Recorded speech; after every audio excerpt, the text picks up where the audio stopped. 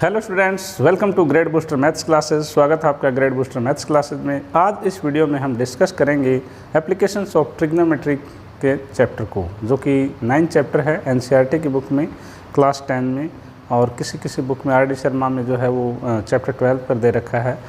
तो इस चैप्टर को हम डिस्कस करने वाले हैं आज।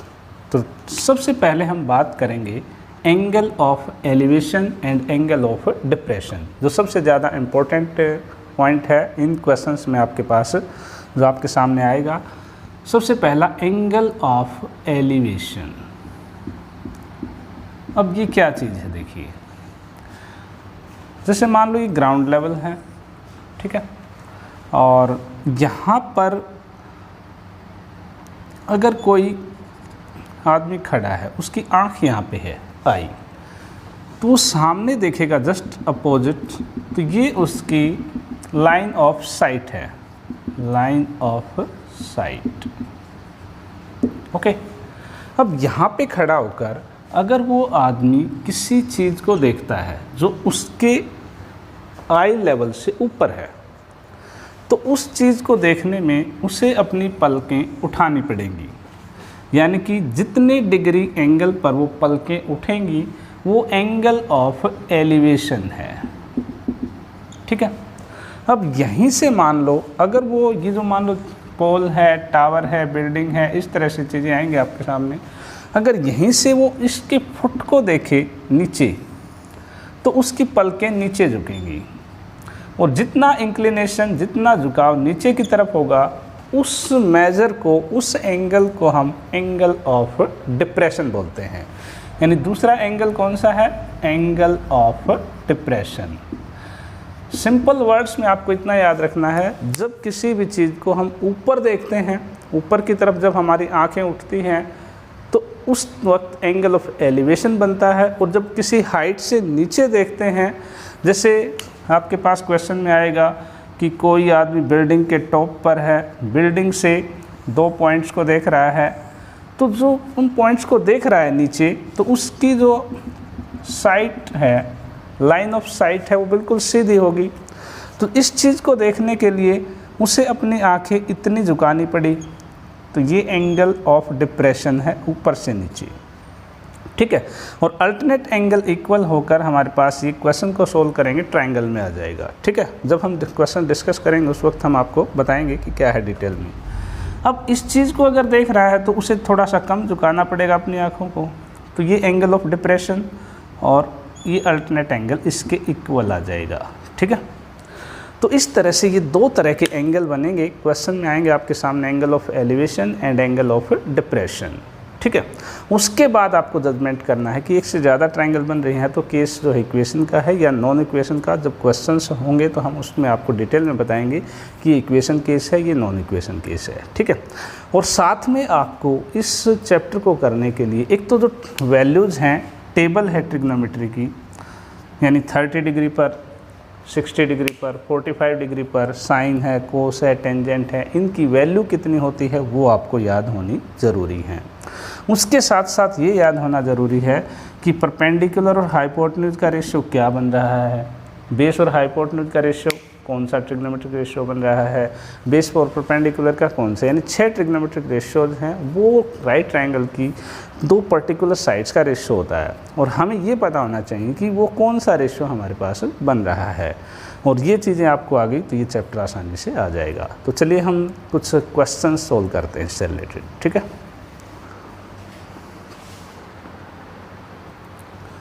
तो फर्स्ट क्वेश्चन हम अपने इस लेक्चर का लेते हैं, जो कि डिस्प्ले पर है, टीवी पे है यहाँ पे। A tower stands vertically on the ground from a point on the ground 20 metre away from the foot of the tower. The angle of elevation of the top of the tower is 60 degree. What is the height of the tower? यहाँ पर एक tower है जो vertically ground पर stand है। Tower हो, pole हो, वो सारे के सारे आपको मालूम है कि वर्टिकली 90 डिग्री पर स्टैंड रहते हैं। तो वही केस हमें यहाँ पे दिया है। तो मान लेते हैं ये टावर है और ये ग्राउंड लेवल है, ओके। तो हम यहाँ पर लिखेंगे let A B is tower. तो आपको कोई भी नाम दे देना है, ए बी, पी क्यू, कुछ भी नाम आप देना चाहें। तो हमने यहाँ एज्यूम कर लिया ए बी जो है वो टावर है। और ग्राउंड पर कोई पॉइंट है, सपोज करें वो पॉइंट हमारे पास सी है, सी पॉइंट ले लेते हैं। C is a point on ground. Okay, अब आपसे क्या कहा है, इस पॉइंट से इस टावर के टॉप का जो एलिवेशन एंगल है वो 60 डिग्री है। देखिए क्या कहा है, from a point on the ground 20 metre away from the foot of the tower the angle of elevation of the top of the tower is 60 degree. यानी ये पॉइंट टावर के फुट पॉइंट से 20 metre away है, और इसमें अगर हम tower के टॉप को देखते हैं तो हमारे पास जो एंगल ऑफ एलिवेशन है वो 60 डिग्री है, यानी हमारी पलकें 60 डिग्री एलिवेट करेंगी। अब सवाल क्या पूछा है, what is the height of the tower, इस टावर की हाइट क्या है। अब से पहले जैसे आप पिछली क्लासेज में पढ़ते हैं, पाइथागोरस थ्योरम अप्लाई करके हमने राइट ट्रायंगल की जो साइड्स हैं वो कैलकुलेट की हैं। वहाँ पर हमारे पास क्या होता था कि अगर राइट ट्रायंगल की कोई 2 साइड्स हमारे पास हैं तो थर्ड साइड हम पाइथागोरस थ्योरम अप्लाई करके फाइंड आउट कर सकते हैं। लेकिन यहाँ पर हमारे पास ट्रिग्नोमेट्री में क्या है, अगर हमारे पास कोई एक साइड है, तीनों साइड्स में से एक साइड है और एक एक्यूट एंगल है, एक एंगल होना चाहिए 90 डिग्री को छोड़ के, एक्यूट एंगल दो होते हैं इनमें से, तो हम कोई भी साइड फाइंड आउट कर सकते हैं। कैसे करते हैं वो देखिए। तो सिंपल सी बात है, फॉर्मूला हमारे पास क्या होता है, हम अप्लाई करते हैं कि side to be found out, जो साइड हमें फाइंड आउट करनी है वो ऊपर और जो साइड हमें गिवन है वो नीचे, साइड गिवन। और उसके बाद हम देखते हैं कि उन दोनों साइड से, उन साइड्स को हमें जस्टिफाई करना है कि परपेंडिकुलर है, बेस है या हाइपोटेन्यूज है, और हमारे पास कौन सा ट्रिग्नोमेट्रिक रेशियो बन रहा है उसको हम उसके सामने लिख लेते हैं।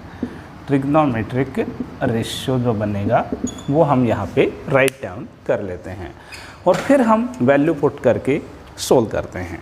तो यहाँ पर हमें साइड फाइंड आउट करनी है ए बी, टावर की हाइट। तो ए बी को हम ऊपर लिख लेंगे, ठीक है। गिवन साइड बी सी है हमारे पास। अब ए बी और बी सी का इंट्रोडक्शन, ए बी और बी सी यानी राइट ट्राइंगल में जो साइड्स होते हैं उनके स्पेशल नेम होते हैं। जो 90 डिग्री के जस्ट अपोजिट साइड होती है उसको हम हाइपोटेन्यूज बोलते हैं, और जो रिमेनिंग 2 साइड्स हैं उनमें से एक बेस और एक एल्टीट्यूड होता है। बेस और परपेंडिकुलर जो हो, एल्टीट्यूड जो हो, फिक्स नहीं होते, वो इंटरचेंज होते हैं, लेकिन हाइपो फिक्स है। तो अब जजमेंट कैसे हो कि कौन सा बेस है कौन सा परपेंडिकुलर। तो जो एंगल आप कंसीडर कर रहे हैं उस एंगल के साथ वाली एडजेसेंट साइड से वो बेस होती है और उसके जस्ट अपोजिट वाली परपेंडिकुलर होती है। हम इस 60 डिग्री एंगल के अकॉर्डिंग ए बी को परपेंडिकुलर लेंगे, परपेंडिकुलर, और बी सी जो है वो बेस हो गया। परपेंडिकुलर और बेस का जो रेशियो है वो हमारे पास साइन थीटा होता है, साइन टेंजेंट थीटा होता है, सॉरी। परपेंडिकुलर और बेस का रेशियो जो हमारे पास टेंजेंट थीटा होता है। परपेंडिकुलर और हाइपोटेन्यूज का रेशियो साइन थीटा होता है, ठीक है। तो ये हमारे पास रेशियो बन गया। अब एंगल ये लेना है। अब एक चीज़ और भी है यहाँ पे, ये एंगल भी हमारे पास है। वैसे कैसे है, ये 90, 60, 30 आ जाएगा। अगर इस एंगल की बात करें, इस एंगल को अगर हम पुट करते तो ये बेस बनता और ये परपेंडिकुलर बन जाता, ठीक है। तो अगले स्टेप में ए बी हमें निकालना, फाइंड आउट करना है। As it is B C की वैल्यू पुट कर दो जो कि 20 है, इक्वल टू टेंजेंट, और थीटा हमारे पास 60 डिग्री है, ओके। अब 20 को उधर ट्रांसपोज कर देंगे हम, तो यहाँ लिख लेते हैं A B equal to 20 multiplied by tangent 60 degree, okay. 20 multiplied by tangent 60 degree की वैल्यू हमारे पास होती है √3। तो फाइनली हमारे पास जो इस टावर की हाइट है ए बी वो 20√3 मीटर आ गई। तो इस तरह से जब भी हमारे पास कोई एक साइड और एक एक्यूट एंगल हो राइट ट्रायंगल में, तो ट्रिग्नोमेट्री का अप्लाई करके हम बाकी साइड्स निकाल सकते हैं। अगर ये हमसे पूछी होती तो ये ही हम निकाल सकते हैं। तो इसी तरह से चलिए अगला क्वेश्चन लेते हैं और आप इसका स्क्रीनशॉट ले सकते हैं।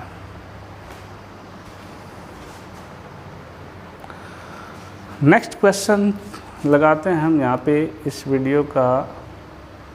ये है the angle of elevation of a ladder leaning against a wall is 60 degree and the foot of the ladder is 9.5 metre away from the wall, find the length of the ladder. यहाँ पर हमारे पास एक ladder given है जो एक wall के साथ लगा रखी है।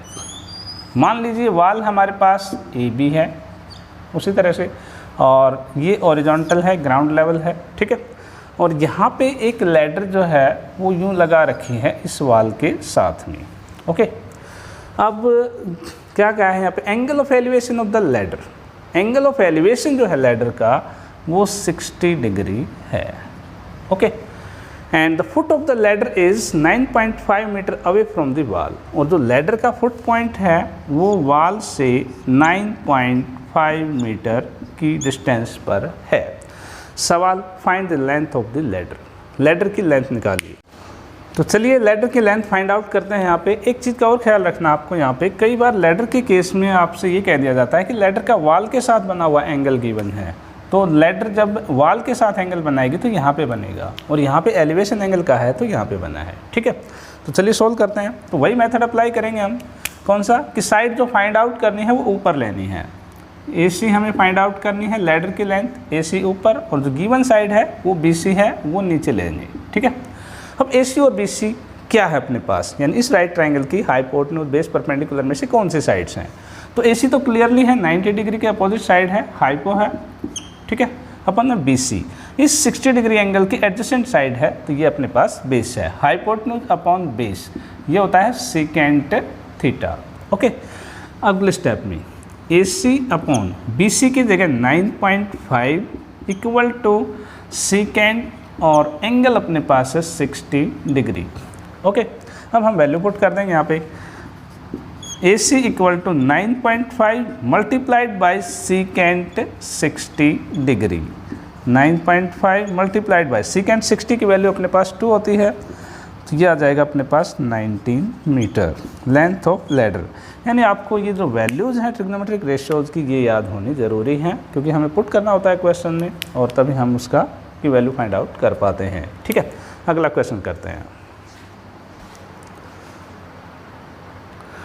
नेक्स्ट क्वेश्चन है वो भी लैडर का ही केस है, ठीक है। इसमें आपसे क्या गया, लैडर 15 मीटर लॉन्ग। इस बार हमें लैडर की लेंथ गिवन है।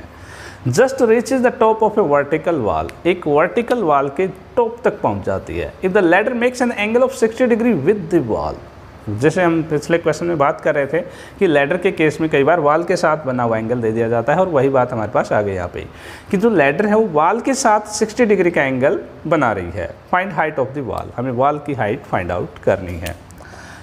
तो चलिए ड्रॉ करते हैं यहाँ पे फिगर। जैसे ये अपने पास वॉल और ये ग्राउंड लेवल, और इस वॉल के टॉप पॉइंट पर जो लैडर लगी हुई है वो है, और इस लैडर की जो लेंथ है वो हमें गिवन है 15 मीटर, ओके। तो मान लेते हैं हमारे पास AB जो है वॉल है और AC जो है वो लैडर, ये आपको क्वेश्चन में लिखना है, जो एज्यूम करते हैं हम, ठीक है। अब एंगल की बात करते हैं। तो इस लैडर का वॉल के साथ बना हुआ एंगल गिवन है जो कि 60 डिग्री है अपने पास, ठीक है। एंगल यहाँ पे है, एलिवेशन का होता यहाँ पे बनता जैसे पिछले क्वेश्चन में बना था। अब हमें फाइंड आउट करनी है इस वॉल की हाइट। तो सिंपल वही प्रोसेस, जो साइड आपको फाइंड आउट करनी है ऊपर लिखिए। AB ऊपर, साइड हमें गिवन है AC वो नीचे। अब AB इस एंगल के अकॉर्डिंग बेस है अपने पास। ये सबसे इंपॉर्टेंट चीज़ है कि बेस और परपेंडिकुलर की पहचान करना। जो एंगल हम ले रहे हैं उसके एडजेसेंट साइड बेस होगी, ठीक है, और जो उसके जस्ट अपोजिट है वो परपेंडिकुलर होती है। तो AB अपने पास यहाँ पे बेस है और AC अपने पास हाइपोटेन्यूज है। बेस अपॉन हाइपोटेन्यूज हमारे पास कोस थीटा होता है, ठीक है। अब AB equal to AC multiply में आ जाएगा, और मल्टीप्लाई में AC के क्या है, कॉस ऑफ थीटा, और थीटा की वैल्यू अपने पास है 60 डिग्री, ओके। अगले स्टेप में AC की वैल्यू अपने पास है 15 मल्टीप्लाइड बाई कोस 60 की वैल्यू हमारे पास होती है 1/2। अब 15 को 2 से डिवाइड करेंगे तो 7.5 मीटर आ जाएगा, यानी इस वॉल की जो हाइट है वो 7.5 मीटर है। अगले क्वेश्चन की तरफ बढ़ते हैं। नेक्स्ट क्वेश्चन देखिए, इसमें आपसे क्या कहा है, vertical tower stands on a horizontal plane and is surmounted by a vertical flag staff. एक टावर है और टावर के जस्ट ऊपर एक झंडा लगाने का डंडा फ्लैग स्टाफ है। At a point on the plane 70 meters away from the tower, an observer notices that the angle of elevation of the top and the bottom of the flagstaff are respectively 60 degree and 45 degree. Find the height of the flagstaff and that of the tower. आप इस question को अच्छे से पढ़ लीजिए, ये video को एक बार पॉज करके पढ़ लीजिए कि क्वेश्चन में आखिर क्या कह रखा है। ठीक है, ये मान लीजिए फ्लैगस्टाफ है इतना और नीचे ये टावर है और ये अपना ओरिजेंटल लेवल है। ठीक है, अब ठीक है, अब रेंज में है। तो अब इसमें क्या कहा है कि फ्लैग स्टाफ है at a point on the plane 70 metres away from the tower. Tower से 70 मीटर दूरी पर एक पॉइंट है, मान लीजिए ये पॉइंट है। सपोज करो ए बी टावर है, ए सी फ्लैग स्टाफ है और ये पॉइंट डी ले लेते हैं। ओके, अब इस पॉइंट डी से at a point on the plane 70 meters away from the tower, an observer notices that, एक ऑब्जर्वर देखता है, नोटिस करता है angles of elevation of the top and the bottom of the flag staff। angle of elevation of top and bottom और top के जो angle of elevation है, किसका है bottom और top? इस flag staff की।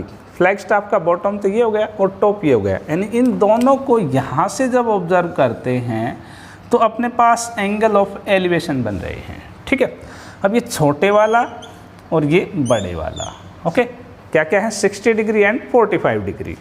तो ये 60 डिग्री है उस फ्लैग स्टाफ के टॉप का एलिवेशन और उसके बॉटम का एलिवेशन जो है अपने पास वो 45 डिग्री गिवन है। अब सवाल क्या पूछा है हमसे? Find the height of the flag staff and that of the tower. इस फ्लैग स्टाफ की हाइट निकालिए और टावर की हाइट, दोनों की हाइट हमें फाइंड आउट करनी है। तो चलिए क्या करते हैं। अभी मैंने इस वीडियो के स्टार्ट में कहा था कि जब भी हमारे पास एक से ज़्यादा ट्राइंगल बनते हैं तो हमें जजमेंट करना है कि इक्वेशन केस है या फिर नॉन इक्वेशन केस है। अब इसी केस में हमारे पास दो राइट ट्राइंगल बन रही हैं।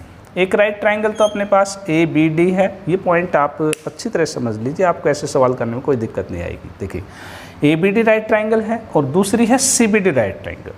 अगर आपको दो राइट ट्राइंगल बन रही हैं उनमें से उन दोनों ट्राइंगल्स में कोई एक फुल साइड अगर लेंथ गिवन है आपको न्यूमेरिकली, तो आपके पास इक्वेशन नहीं बनेगी, नॉन इक्वेशन केस है, जैसे ये केस है।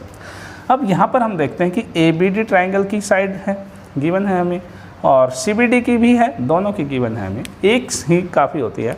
तो यहाँ पे हमें ये गिवन है, तो इस साइड को और इनमें से एक्यूट एंगल्स को इस्तेमाल करके हम रिमेनिंग साइड्स फाइंड आउट कर सकते हैं। अब इक्वेशन केस कैसे होता है, आपके मन में सवाल उठेगा।